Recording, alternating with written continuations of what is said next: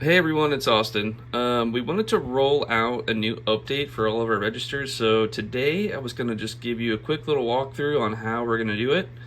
It should only take a few seconds for it to install, and then you can open up and get back to rock and rolling. Alright, so first things first, let's get back to the home screen, and we're going to scroll to the right, and we're going to go to Chrome. So hit Google, and then Chrome. And as you can see, I already have it in, but you're going to type in the search bar portal.liquorbee.com/download, and this screen's going to pop up. And once you're here, we're going to go ahead and click that button, the LiquorBee logo, and we're going to go ahead and download again.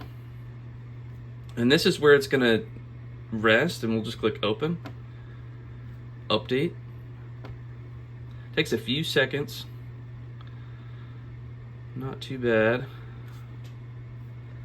Alright, app installed, and we'll click open. And we're right back to it.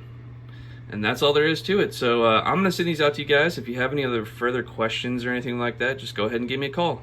Thanks.